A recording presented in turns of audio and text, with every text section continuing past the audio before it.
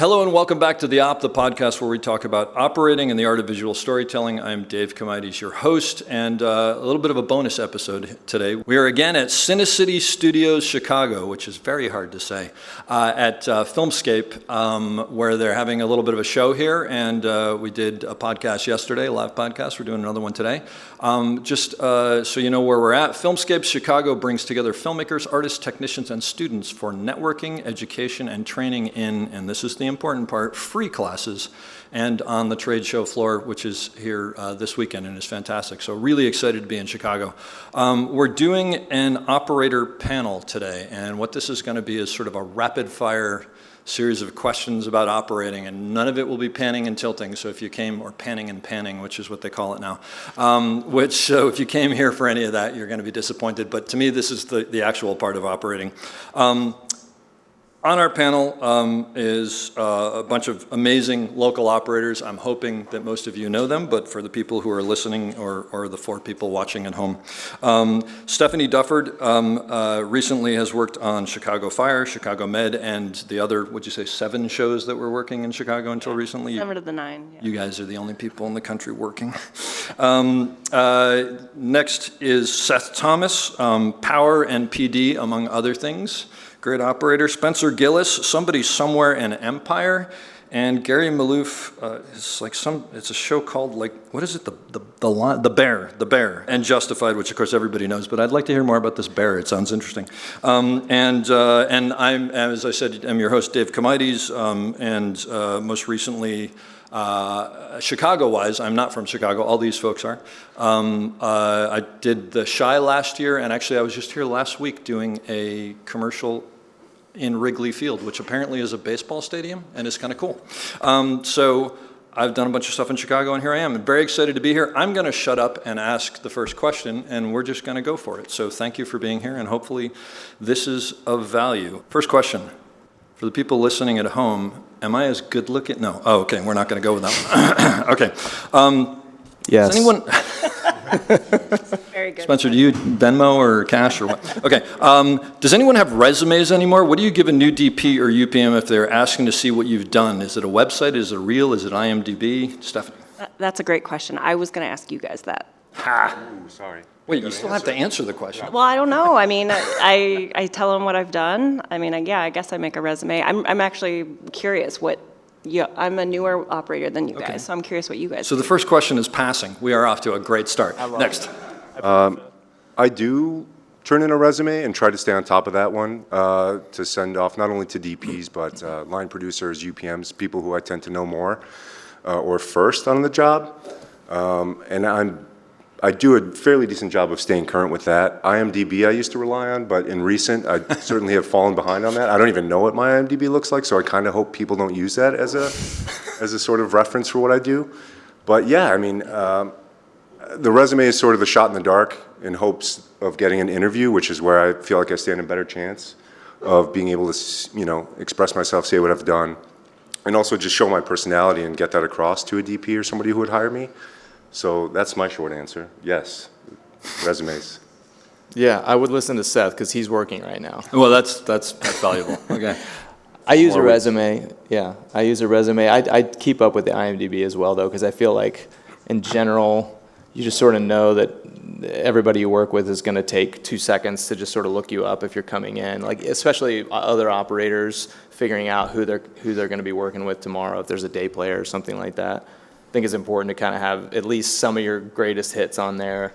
And yeah, I try to stay up on the resume. Although I have to say, doing the resume and like sending that, it seems a little bit like a black hole a lot of the time, where I don't feel like I get much from that, or I don't get a lot of responses. Occasionally I do, but it's pretty rare. It usually is referral-based stuff. Other people that you've worked with recommending you is where I usually get jobs. Yeah, I agree. I panic every time I get asked for a resume because I have to be like, oh man, how out of date is that? and I'm also not good at keeping up on my IMDb either. So clearly I'm on top of everything. But yeah, I'm more word of mouth. I think I have the most success in that way. Just kind of having people that can vouch for you, basically. Yeah. I think is about as I think it helps people feel comfortable hiring you because somebody they trusts you. I think that helps a lot for me. I usually try to find somebody that knows somebody that knows somebody. The 6 degrees of, that's usually my play. That makes sense. I'm a Steadicam operator, so I have a reel. It's outdated, and I don't think anybody looks at it, but it is up there. I don't have a resume. I don't think I have a resume. I have IMDb, but I have worked on a lot of things that I think I probably would have enjoyed if I worked on them, so I don't know if that means anything. But usually I'll sort of go, hey, I'll look the person who I'm looking, DP or whatever, I'll look them up on IMDb and cross-reference them and go, oh, I see you worked on such and such, blah, blah, blah. Or if I actually saw it, I'll pull out a shot and just brown nose when I talk to them because that usually helps. But that's kind of where I go. You're up. I'm up to ask a question. What do you guys like most about being a camera operator? You stole mine. Should I punt the answer to that one? And we're I done. sat closer to the front. What do I like most about operating? I like being in the middle of the room, the most immediate part of the storytelling process when they call rolling. I just like being there, surrounded by the actors. You're on the spot. I enjoy the temporal experience and the physical challenge of it. But yeah, being in the middle of all of it, why we're making films and TV. This is a tough one. Yeah. There's so much to love about operating. I think for me, it's really just that moment between action and cut. You're just so in the moment, and the minute you start thinking is usually when you screw up. So it's a really great challenge mentally to just always sort of be like just living with what's happening in front of you and reacting if something changes, and hopefully you kind of do that gracefully. It's exciting, and there's always not always, but there's often the discovery that kind of happens that can be really electric when that does happen, and you're like, ooh, that was the take for sure, whether that's a performance or just something small that changes, that I live for those moments, yeah. Yeah, I mean, I could say all the normal cliche things that everybody probably says, but I think the one thing that's nice about our job, maybe that's a little bit different from other jobs on set, is that you kind of touch all departments. I think you kind of get to see like a really wide scope, wide view of what the filmmaking creative process is, and you do it with everybody above the line to to PAs. So I think it's just kind of all-encompassing in that way. Keeps it interesting, The thing that is it for me, which I don't play golf, but I understand that it's akin to golf, is when you actually connect with the ball. Apparently, that's why people still continue to play even when they're bad, because there are moments that you get up and you're 4 feet away from some actor, and they're just giving the performance of a lifetime, and you actually feel like chills, and you're like, I can't believe I get to be the audience for this person. That's to me the best part of it. You can answer. I think it's just the synthesis of many ideas coming together.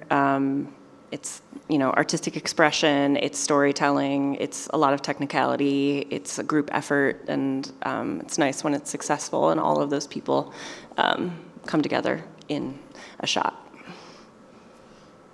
I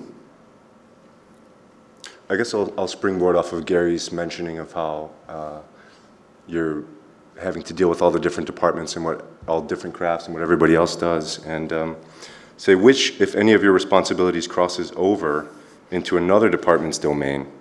How do you handle that? Well, I'm glad I'm the first one, because I know the answer is probably going to be set dressing for pretty much everyone. I mean, that's like the obvious one. That's the easy one, yeah. That's the easy one. Can you explain why? I mean, it's, the set dresser is always helping you with your frame, right? There's always these things in the background you want to finagle and tweak to balance your frame out, or whatever it is you're looking to do, or hide like an outlet or a fire extinguisher that you think looks ugly, or whatever it may be. And sometimes, there's one of them, and there's a million things that need to get moved, and oftentimes there's 2, sometimes 3 cameras. So sometimes you just have to go and do it yourself, and so it's just important to let them know that you moved it and where you put it or how you shifted it or whatever, just so that for their continuity photos, they know that you've made a shift.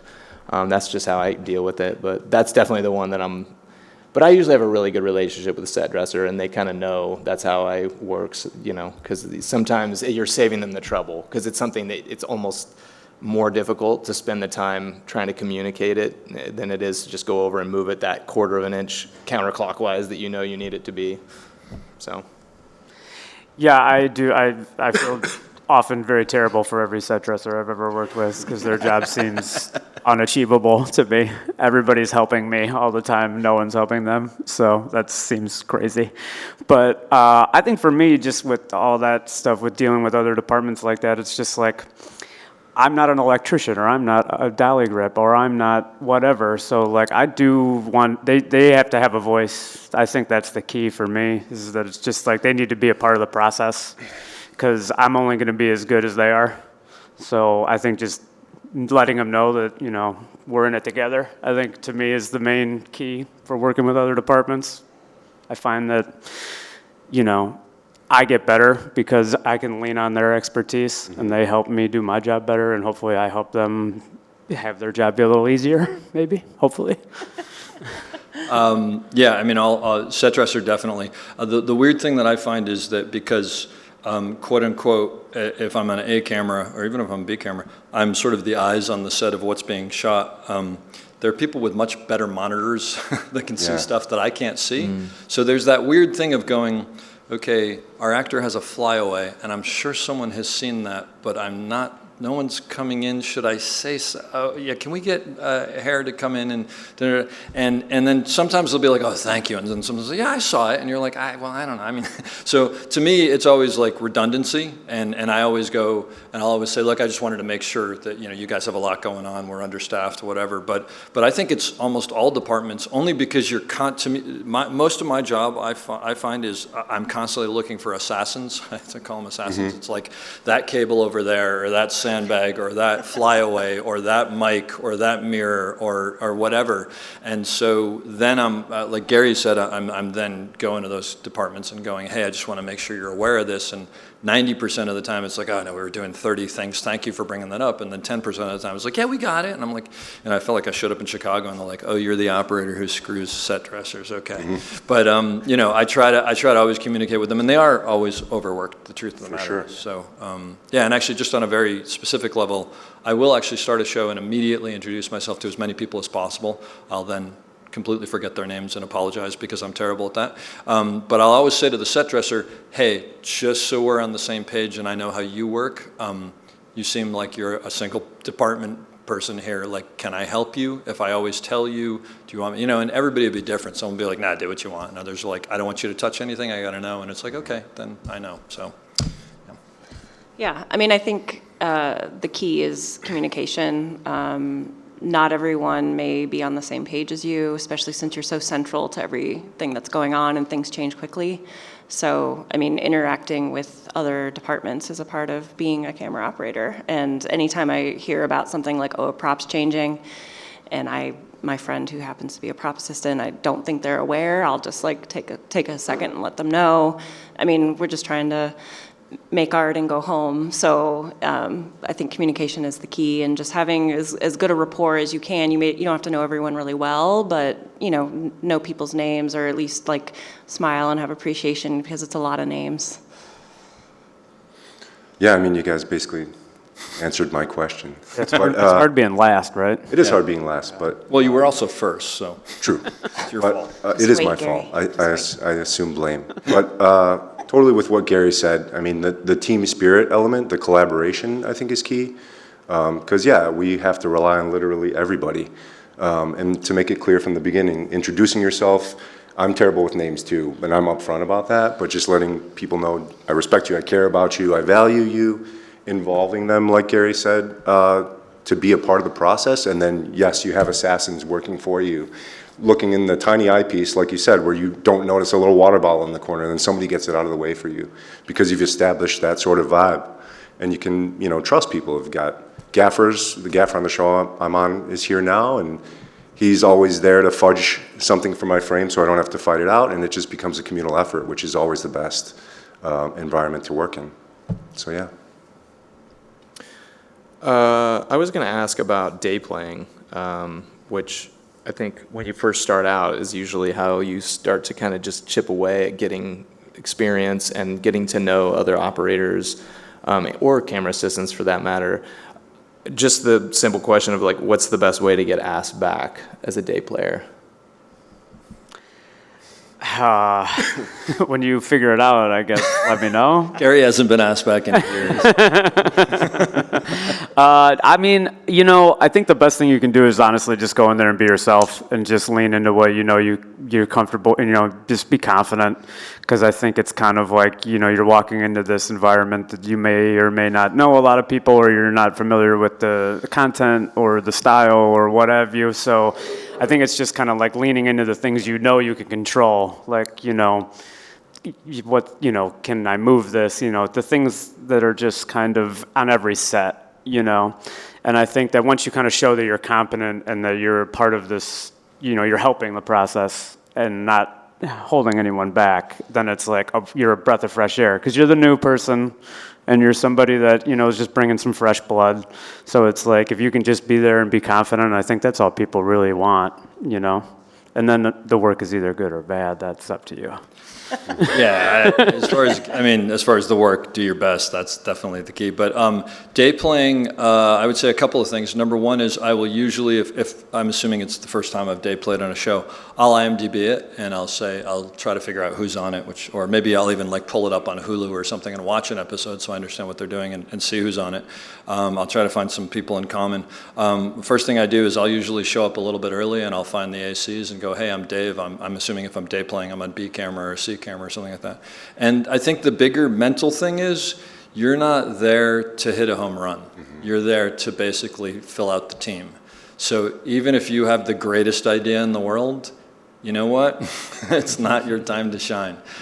You're there to fill in for someone, make sure that the biggest thing is you're there to make sure there's no interruption in the process. So usually I'll go in and I'll go, hey, anything I need to know about framing, the A camera operator or the DP or whoever I meet first, anything I should know about any of the actors, whatever, and then you just sort of sit back and you wait for it and you kind of try to just get in there. And then invariably the more you work, and I'm sure Chicago is probably even more so because it's a small town, you probably know people, right? So you show up on the set and immediately glom with those people and go, all right, who do I need to know about? And they're like, the AD, blah, blah, blah, blah. Sorry for the ADs out there. But we know it's true. That's true. I just lost a job. But yeah, that's what I would say is I think you're there to basically not make a hiccup.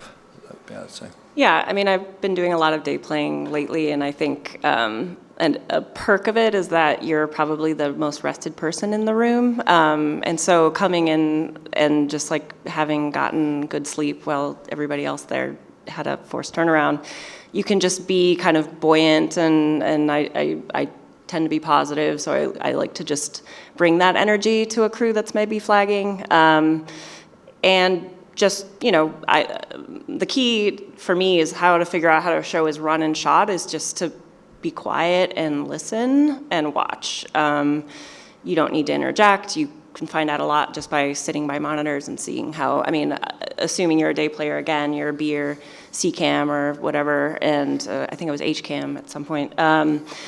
You talk to the DP, to the A op, you watch the A op work, but you just try to help move the day along, and I just find listening is the greatest thing I can bring as a day player. I think day playing in particular is a place where, it's important to recognize that operating is usually only 20% operating a camera.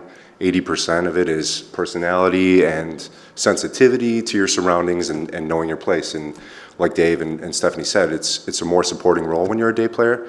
In Chicago, which is a smaller town, there's a good chance you know the second ACs or the other operators that called you out. And so that could be to your advantage if a reputation has been pre-established for you. It certainly has for me in the past, where you're sort of set up for success before you show up.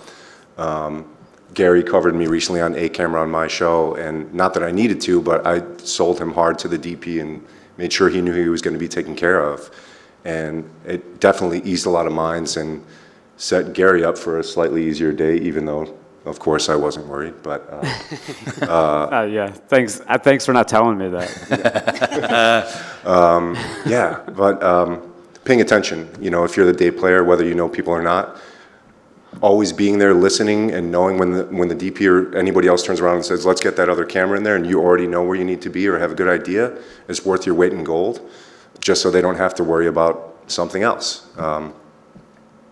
I just want to throw something in there because you brought it up, because like when you said day playing, I immediately went to like B camera, C camera, whatever. But the reality is sometimes you do come in for the A camera operator. Yeah. And when that happens, I think really what you're doing, in the larger sense of the word, is you're trying to make everything go as smoothly as possible, as if that person had not left. You're not trying to definitely overshadow them, so that they can take other days off, because if it goes spiraling out of control, then it's like, dude, I don't care that your daughter's being christened, you're not taking the day off. Yeah. Whereas if it's like, yeah, that worked great, you want to take Friday off, great. Yes. And then eventually it's my show, and that's the For sure. start. But yeah, I think it's worth mentioning. Yeah, and when you're covering A, I mean, you try to get a conversation, if you can, with the A operator, especially if it's a show you've never been on before. So you just sort of get the nuts and bolts of like, what are the things I need to look out for? What are the politics that might be of the moment that's like the culture of the set that's happening right now, just to walk in so you're not like completely blindsided. But just in general for day playing, I mean, everybody's pretty much covered it, but I think for me, like, I think just in terms of paying attention, just specifically, I'm really a fan of being at the monitors, paying attention to not only what the coverage has been so far, so that if they're like, oh yeah, like let's put C camera in on a you know, whatever, 100 mil, and you're doing this really tight close up, and you've also been watching the acting, and you know the blocking of the scene, you know sort of how somebody stands up and like what line they're standing up on. So I'm wearing a Comtech and I'm watching the monitors when I'm day playing, when I'm not shooting, so that I kind of know, and I've sort of memorized the scene already, which is kind of a huge advantage. It's sort of like what you're doing when you're on A camera and you're doing the wide first, hopefully, and you get a chance to sort of memorize the scene and memorize the blocking, and it often shifts and changes, so that by the time you get into the coverage, it's like you have it down. You know where everybody's going, you know how everybody sits and stands, and all that sort of stuff. I think that helps you a lot, so that when you walk in, like Dave was saying, you're not just sort of flying blind, like, oh, what am I doing? Where's the camera going? How does the actor move? They want you to be ready, yeah.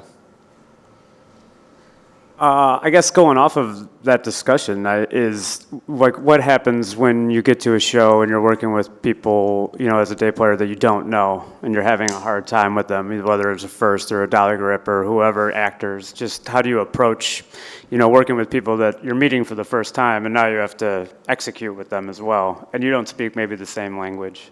So how do you guys handle that? Yeah, that does happen. It's just you come in and either maybe someone doesn't want you there because they're used to someone else. And actually, I've been in the situation where I've gone in and to cover someone, and an assistant literally has said, I don't know why I didn't just bump up for the day. And I'm like, oh, this is going to be a fun day. But I think what you do is you number one, you just try everything you can to kill them with kindness. And I think the bigger thing is to empathize with them, to go, okay, I don't know what's going on with you, and reality is I'm here for a day, so I'm not going to find out what's going on with you, but just trying to sort of involve them as much as possible, or not involve them if they don't want to be. I mean, figure out very quickly. And the reality is sometimes, let's say I know the C camera, I'm coming on B, and I know the C camera operator, I might go and after an hour or two and go, am I imagining this, or is this happening? It's like, no, that dude's angry all the time. And it's like, okay, so there's nothing I should do. Or they might go, you know, he's going through a bad divorce. It's just not going to, like, just bear with him. We're all doing, you know. So I would just do some research. But I think, especially when you're day playing, I think the big thing is you realize it's just not all going to be perfect in the way you want, and you just have to adapt to it rather than trying to adapt it to you. Yeah, that was what I was going to say. You have to be adaptable. I mean, if you're not getting along with someone and it's affecting your shot, you know, that's a bigger concern than if you're just not getting along with someone and they're making your day harder than it needed to be. So different avenues to take depending on who it is that you're having friction with. But, you know, it happens. I almost wore a hat today that said, can't please them all, because you can't. And you do your best, and you know, stick to your guns and be respectful. And, you know, personally, I just get quiet and kind of just step back and just, you know, kind of let it be. And then, you know, full time, it's a whole different matter. But day playing, you know, it's like, okay, well, this person made me miserable for a day. Oh well, you know, I still got paid. Yeah, I mean, that's a really tough question to answer. It's so situationally specific too. I mean, there are all those tricks that everybody's mentioned so far, but I think it's also important to realize that some days are just going to suck more than others. And, you know, try as you might to use all the tools in your bag to get through it or kill them with kindness or anything, that you might just have a C- day at best, and try not to let it mess with your head too much, you know, and get through it. I mean, that's the honest reality of it. But thankfully, that doesn't happen too often. Yeah. This year. Yeah, I don't know if I have a whole lot to add, except for that I think a lot of times that when that happens, oftentimes it's happening because the person you're working with maybe is not feeling totally like they're in the position that they are to succeed. So like if a dolly grip is being bumped to dolly grip and they kind of weren't really ready for it, or they don't feel like they're ready for it, and so they sometimes will sort of act out, I guess, because they feel a little like they're under pressure. And in those cases, I feel like it's just really important to like make sure that they know you have their back, and you're gonna like eat it if something goes wrong. You're not gonna throw them under the bus, and you're gonna be like, you know, I've got you, don't worry. And just trying to stay calm if something does go wrong, or if something doesn't go the way you wanted it to, just turning back and quietly addressing it and figuring it out together, and making sure that they understand that you're on their team, and it's like you're all part of a unit and you're all looking to do achieve the same goal. I think that's super important. Yeah, I mean, you are kind of at the mercy of it, I think, too, you know, so it is just, you know, you have to be adaptable and just kind of make it work in the moment. But for me, I think my kind of, where I kind of idle, I think, in that position is to just try your very best to keep your cool. You can't get frustrated. You can't, you know, you have to make sure that it's like, oh, you know, we were a little late on that. It's like, you know, it's never a big deal. You know, even if you're getting screamed at in the headset, like nobody needs to hear that part of it, because that stuff spirals and snowballs quick. So I think just part of being like, even though you're, you know, maybe in a little bit, you know, like in a C camera or whatever position, like you still have to be a good leader for the people that you're with. So I think that's really the key, is just make kind of, you know, just making sure that it's like, you know, we'll fix it. It's okay. We don't have to panic. Right, totally. I guess is my question. Because you mentioned the head game, do you still get nervous when you go on a new show, a day call, whatever? Do you question yourself while you're working? On your drive home, do you smash the steering wheel in anger because of something you did? Yeah, I can't wait for you to be answering this question. Yeah, I mean, I'm still fairly new at this, and yeah, I'm nervous every day. Yeah, I mean, and I just try to harness it. I've just accepted that that's a part of it, and the more days that I get, the more times I go home being like, okay, I did it. So I think it's lessening. But yeah, I mean, it's a big responsibility, and you want to do a good job, and you want to come back, and you know, so you harness the nervousness and let it make you attentive, or let it make you, you know, have a false cheerfulness or whatever. But yeah, I'm nervous all the time. I think definitely flight time helps. The more days you put in, the more that subsides. It is harder when you're day playing, especially for somebody you've not worked for before, or day one on a job. You know, the nerves are the strongest then. Or if you happen to know you're going into a situation where the boss is particularly trigger happy, you know, and those reputations precede most of those guys. But you can't say no to every job, you know, and so those are the ones you just try to be more mindful, relax into it when you're feeling the nerves, and try to just let it pass. But yeah, there is no real, you know, magic trick. Yeah, I think it's that 80% that Seth was talking about that I still get nervous about. The operating stuff, like the 20% of the actual operating the camera, the more experience you get, the sort of less you really think about that, and that sort of comes more naturally. It's more the 80% of like dealing with the politics and like reading the room and understanding when it's time to say something or when it's time to just keep your mouth shut. And if you're working with new people you've never worked with before, and you kind of you look down that call sheet and you're like, oh shit, like I only know the set dresser or something like that, and you're like, oh, this is going to be interesting. That can be really nerve-wracking to walk into. Yeah. Yeah, definitely. I mean, if you don't get nervous, you're a superhero. I don't know how you do that. Yeah, I mean, also, I think that for me, it's just kind of always like walking a fine line of like confidence and fear. Where like I could do it, but like in the back of my head, I'm like, I could totally screw this up, you know? So it's like you kind of just, I think that's my version of harnessing it, where it's like just kind of, if I ride the line, I'll be okay, you know? But I think it's also like goes along with something else that's on here too, which is this imposter syndrome, which is for real, because I mean, yeah, I still think I have so much to learn. So the idea that anybody, you know, or, you know, to come in with any kind of like, it seems like, you know, to come in with some wild confidence is ridiculous. Like, you know, everything's, you're gonna be challenged. You're gonna get stuff that you've never done before. You're gonna get situations that are new, and that's part of the fun of doing this, you know, for a living is, you know, every day is a little different. Every day there's a new lesson. So I think that it's just lean into that and not worry too much on your ride home about if you should have gave more headroom or whatever is in your head that's going to drive you crazy, you know? Yeah, it's, when I start a new job, I'm always nervous. I mean, I've been doing this for a while, but I know that there are shots out there that I won't nail. And there are shots every day that I won't nail. And you start a job and you kind of wonder, what have people heard about me? What are they going to be like? I mean, so, and the reason I brought this up was because I think younger people who are starting are like, oh God, I'm nervous all the time. Everybody's nervous all the time. It's normal. And actually, to what you were saying, Gary, is like, I think that's a health. I think if you're not nervous, you probably should find something else to do because you clearly think that you're much better than you probably are, and you should challenge yourself. And I think for the most part, and I think acting performances are this way, I think operating, DPing, whatever, the great stuff comes when you're like right on the top of the mountain and you could fall off at any moment and you're like, I'm gonna just throw this out there and go for it.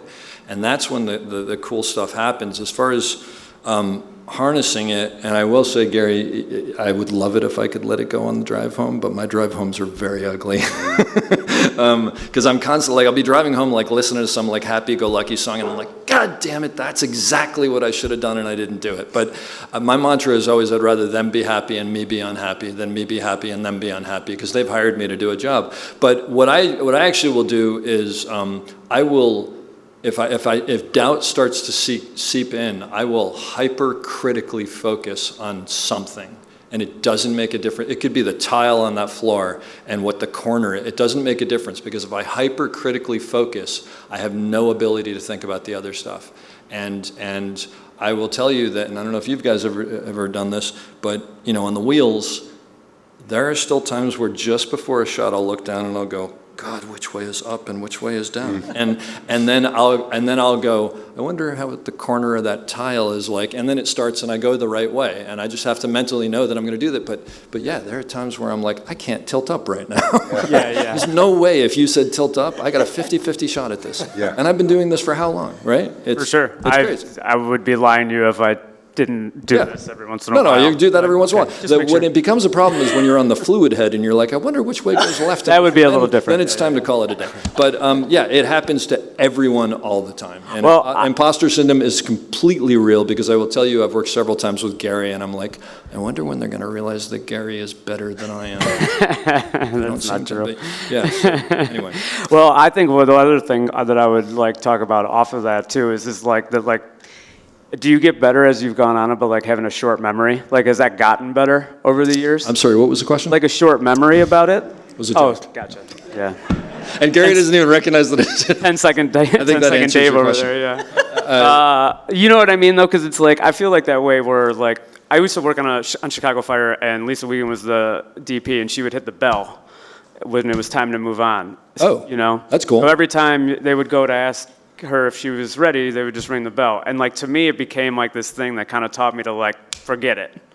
You know? Because, like, you hear the bell, it's like, yeah, I could have done it better, but they're happy. Oh, put it away and move on to the next challenge. You know what I mean? Like, obviously, you're still going to kind of Monday morning quarterback yourself, but, like, over the years, has it been, like, easier to forget quicker? And I don't know, and I don't mean your memory. No, I would say, I mean, everybody can answer, but I would say it's not easier I don't think I ever forget. Like I said, the drive home is ugly, but I push it to the back of my life. I mean, not to go into a story, but I'll say very quickly, there was a massive shot I did years ago on West Wing that I completely screwed up. And everybody was angry at me. Wow. And I actually took about 5 minutes psyching myself into the fact that I could do it because I didn't think I could do it. And it was the only way I could, and I hypercritically focused on, I don't know, a curtain or something like that. But yeah, you have to push that out, I think, don't you think? Oh, yeah. Yeah. Yes. Anyone else? Next question? Yeah, sure, no. I was just going to add to that, the processing things when you feel like it didn't go the way you wanted to. I always have this little thing that I do, like after a shot is done, that I feel like we're moving on, I know we're going to be moving on. I just take a moment before I get off the dolly or whatever mode I'm in, and I just think about it for 20 seconds to a minute. What went wrong, what could have been better there, and how could I have made that better? And I just sort of put a mental note in my head so that the next time I'm in a similar type of situation, I can sort of learn from that.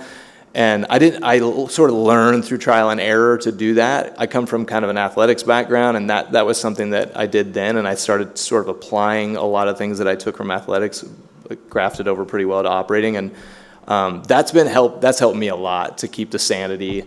And then you just let it go. Well, because you're learning from it, right? It's not just a failure. It's like, oh, now I know how not to do that again. It helps knowing that you're at least learning something that hopefully the next time you've got that in your toolkit, you know? Well, I'm also curious if it's okay to break the format, just segueing into another question that's here, which is, do you guys watch dailies and how often? Because with all that stuff too, the opposite end of it is I get so hyper-focused and critical about the minutia and get the perfectionism about it all.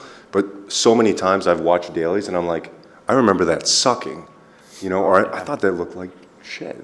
Totally. But it looks great, you know, or it certainly looks more than acceptable, better than I thought at the time. And that's such a weird experience, but it's helped me in my confidence and also accept some of the imperfections that you feel are going on. But I'm curious if you guys have had the same experience, if you do watch dailies, if it gives you any good feedback like that. It's similar to athletes watching yourself perform after a game. Stephanie? I mean, watching dailies never makes me feel better. And it's very interesting to hear you guys because I keep thinking that it's just like, it must be my personality that it's hard for me to not see the mistakes only. And I'm actively working at like self-forgiveness and acceptance and reminding myself that like I was in an impossible situation sometimes, you know, when something goes wrong. But yeah, I mean, with enough distance, I can look at something I've done and been like, oh, it's better than I remembered. But yeah, watching dailies is like, it's like punishment. Interesting. Yeah. I hate to say it, and I hate it. I don't watch dailies, but it's because my daily experience is literally like, oh, what was the password? And oh, it's Yeah. And 45 minutes later, it may actually. I can't deal with it. Yeah. I will say that I'm old enough that I do miss dearly going and watching dailies before. It was the most stressful, horrible experience, and it was also wonderful because you learn so much. But that said, in all of this, what I will say is, if I do happen to watch dailies, it does happen occasionally for something, what I'll generally realize, which I think is along the line of what you're saying, is I was like a painter who was like right up next to the canvas, and I'm like, I can't believe I did that brushstroke. And then when I step back and I watch it, I'm like, all right, I hate that, but it's fine. Sure. And I think that's what you kind of want to be in any department, is you want to be like so perfect at everything that when you do make a mistake, nobody even realizes it. Yeah, I've gotten better at forgiving myself for things because how many times have you had a DP come in or a director come in and they're like, that was great, and you're sitting there just beating yourself up like, oh my God, they touched the frame line when this happened or whatever. Yeah. And then you realize that they're not watching that stuff, you know? I mean, obviously you want it to be as technically perfect as you can make it, but at the end of the day, most of the people who are going to be watching this stuff, they're not looking at the technicalities of like the perfect operating. They're looking at the story, they're looking at the performance, And it's always good to remind yourself at the end of the day, like, that's really what it's about. It's not really about you. It's not about your shot and your headroom and whatever. Nobody really gives a shit about that. Yeah, I mean, unless you're a Steadicam operator, in which case it's completely about you, but that's another story for another time. Nice. I just found out that this is 15 minutes shorter than I thought, so no. we're actually almost done. So I'm going to make a shameless plug, and then I'm going to ask one final question. And then, by the way, anybody who wants, we're going to go out to the hallway, so if you want to ask questions, feel free, because this was just the format I came up with. So the app and the website and the podcast are called The Op. This is sort of a labor of love I started 9 months ago because honestly I wish something like this existed when I was coming up. When I was starting as a Steadicam operator in day playing, you'd come in and actually people not only would not talk to you, but they would sabotage you sometimes. So I would like stand across the room and go, what is he doing? Wait, how is he doing? And you just had to like try to learn however you could. But I decided to put this together, most of which is not me. It's other operators and some of the best operators in the world. This format actually comes from something in there called The Answers, where every week I put out a question to about 40 operators. Between us, there are 500 years experience, and anybody who wants answers it, and you don't know who answered it. So you could just you could just go on and read answers to all these things. I would highly recommend, especially right now, checking out something called The Breakdown. There are always 2 of them on the front page, and actually the reason I mention it right now, it's where great operators, actually I did one for the first time this week, so it's not a great operator this week, but it's really 2 great local key grips, Steve Mulcahy and Ed Titus, that I worked with, and we broke down a shot that we did for Dark Matter, and also Victor Macias and Eric LaSalle broke down an amazing shot they did for Chicago PD. So they're 2 Chicago things right on the front page. But the podcast is up, and it's chock full of good information. So I'm gonna ask you guys, I'm gonna answer this question first because I don't want to be the last person, because it's my podcast and that's the rule I'm making, and that's the way it is. But I'm going to ask you the question, someone who's starting out, someone who's, actually no, I'm going to lie, I am going to be the last person because I don't want to steal your thunder. All the podcasts end with this question. Someone who's starting out, you 20 years ago, what is your recipe for success? What is the piece of advice you would give to someone to succeed? And the only reason, by the way, I'm going last is because since I ask every podcast person this, I have a bunch of this stored, so I'm going to throw it out to you. Stephanie? I think, I guess it's a little bit like what I wish I'd known when I first started. Also would be the advice I would give is just like keep your head up and keep going, because it's ups and downs regardless. It's ups and downs. It's a creative job, it's a technical job, it's a political job, and there's lots of elements and aspects that will influence every day that you work as a camera operator, and some days are good, some days are bad, but keep your head up and accept and know that there are ups and downs.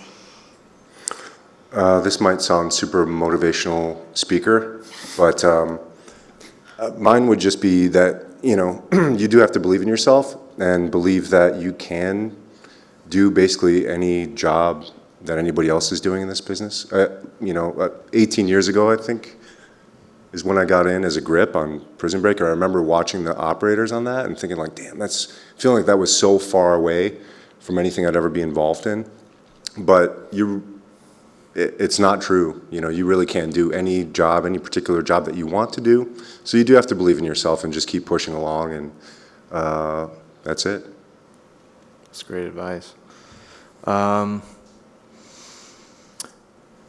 It's funny, I don't think I would have said this 10 years ago, but I think for me, honestly just being humble is actually a really important skill to have as an operator, because it's very easy as an operator to not be humble. Because you're kind of in the middle of it. A lot of people are asking you questions and looking to you for, information, because you often have more information because you're close to the DPs and the directors. I think being humble is important, and knowing that it's not really about you, it's not about your shot. It's kind of like there's a bigger picture thing that's happening, and always kind of keeping sight of that, I think, is really important. And also just, I've learned over the last probably 5 or 6 years particularly to try to always bring like sort of a beginner's mind.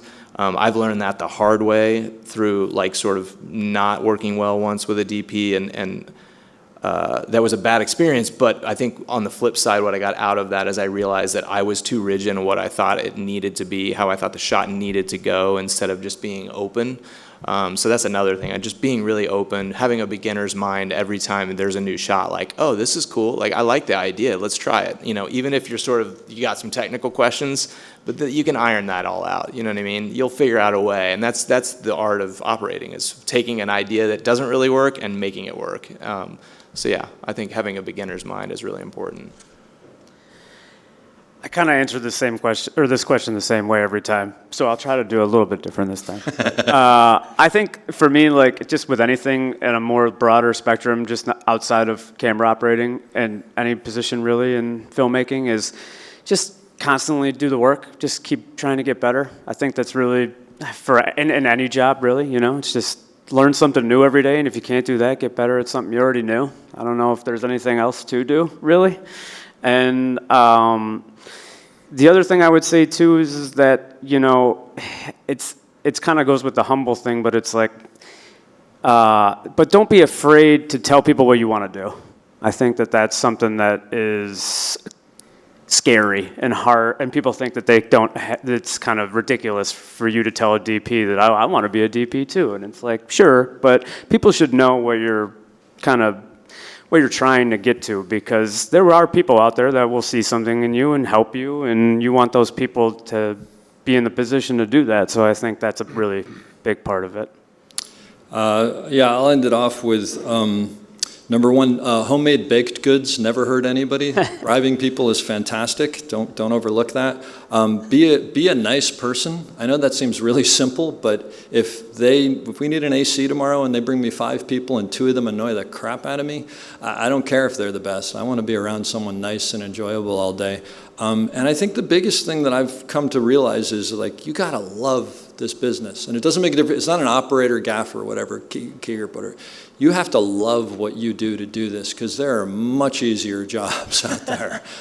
So I would just say, don't ever lose the passion for it. And I will say, I've been doing this for 35 years, and it's not the job that it was, but I keep on reinventing what I love about it.